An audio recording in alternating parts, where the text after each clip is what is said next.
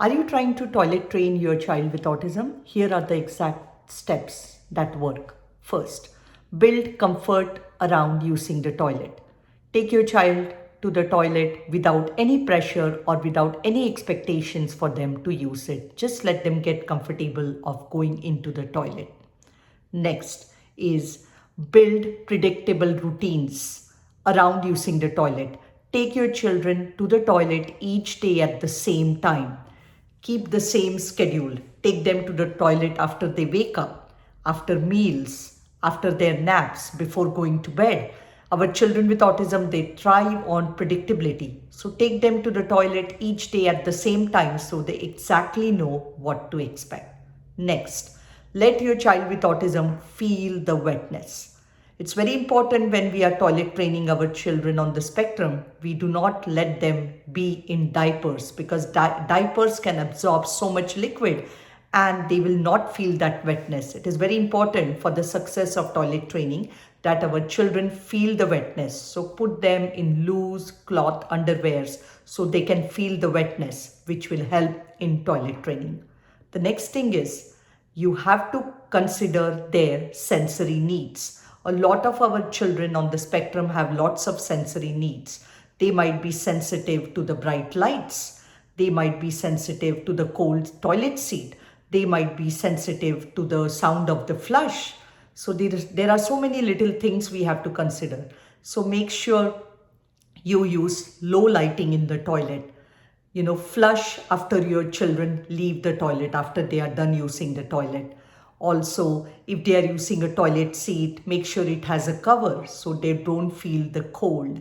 The next thing is also get them a stool, get them a footstool so they can rest their feet independently on the stool.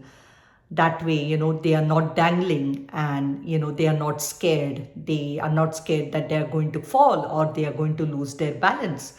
So these are all little things, but they play a very important role, when we help them with their sensory needs. So consider all these things when your child is learning to toilet train. The next thing is visual processing is a strength for our children on the spectrum. So make sure that you're using visuals when you're toilet training your child. So consider having like a visual strip showing the exact, breakdown, exact steps in what order they will happen. Put it around the toilet area so you can point to the steps when your child is using the toilet and they can follow along. So visuals are very important when you are toilet training the child. They will help them in their understanding and also in slowly in becoming independent. When they do start using the toilet independently, they can also follow along using the visuals. The next thing is it's very, very important that we are consistent. Consistency is very important when you're toilet training a child with autism. It's not that, today you took them to the toilet, then the next 2 days you put them in a diaper, then the third day again you took them to the toilet. No, that's not going to help. That will be sending mixed signals and that's something you don't want. So always make sure that you are consistent. So suppose you are having things like you're going to move or you have a holiday coming up or there is something coming up and you're going to be busy and you're not going to be able to dedicate a chunk of time to toilet train your child, don't start the toilet training. So always make sure only start the toilet training when you have time on hand, school vacations, weekends, or holidays, or there's nothing significant coming up and you can dedicate a significant amount of time to toilet train your child, only start toilet training around that time. That's extremely important. The next thing is expect accidents to happen. Accidents will happen and that's okay. If an accident happens, don't make a big deal about it. Clean it up and move on. Especially, it's very important that if your child has an accident, then do not take them and make them sit on the toilet because you don't want to build that negative correlation for your child while using the toilet. You always want to keep it a positive one. So if accidents do happen, clean it up and move on. The next thing which is very important is also that the nighttime toilet training will take time. So it's very important that first you focus on the daytime toilet training and then focus on the night time. So in the night, it's perfectly acceptable, perfectly okay for your child to put on a diaper or a pull-up only in the night time. The next thing, and very important, is go for the toilet training at your child's pace, not your pace, not what you expect. Because our children with autism, they struggle with interoception. Interoception is a body signal which tells us when we are hungry, when we are thirsty, if we want to use the washroom. Many children with autism, they struggle with the sense of interoception.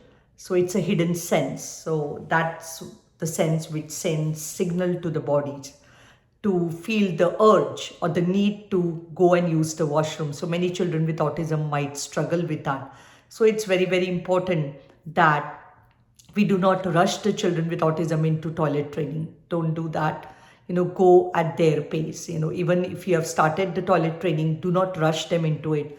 Go slowly, go at their pace. The next thing is consider having some kind of a reward. So, if they like a particular snack, or if they like a particular activity, they like a particular book, you can get nowadays a lot of books in the market around toilet training, which have this funny sounds, of say, they can flush the toilet, they can hear that sound, and a lot of other things. So, use those things for the toilet. So keep a reward for them to use in the toilet. It can be a favorite toy, it can be a favorite puzzle, it can be a favorite activity. Only keep that when they are successful in using the toilet, so they can, have a positive relationship with that. That is motivating for them. It can be a sticker, it can be anything, whatever your child likes, and celebrate their efforts. Always praise them for sitting on the toilet, always praise them for going to the toilet. So make it a big deal. It's very, very important that our children with autism, they have that motivation and celebrate their efforts. Also, the next thing and the last thing is always have some kind of a visual, especially, many children on the spectrum, they are non-verbal, so they are unable to tell you when they want to use the restroom. So have a picture of the toilet, so, and teach them to give you the picture when they want to use the toilet, So do that. They can also tell you on the AAC device. If they're using a AAC device, they can tell you on that going to the washroom, or teach them to use that particular picture. Put it outside the toilet and teach them, so they can, each time they want to use the toilet, they can give you the picture. So that way, it's very important that there is some method of communication for them to tell you that they want to use the toilet. Also, there is a very, very big myth that non-verbal children with autism cannot toilet train. No, that's false. Non-verbal children with autism can absolutely toilet train. Able to speak has nothing to do with the child's ability to toilet train. My own son is non-verbal, but he's fully toilet trained, and he's 20. So definitely non-verbal children with autism can toilet train. So I hope you find this video useful. If you like this video, go and check my life skills playlist, where I have shown you other videos like toothbrushing, how to help your child with autism with toothbrushing, hand washing, also hair cutting, how to get them comfortable with these skills, how to teach them these skills. So do go and watch that videos and subscribe to my channel for weekly videos like this. Thank you so much for watching, and I will see you next time with a new video.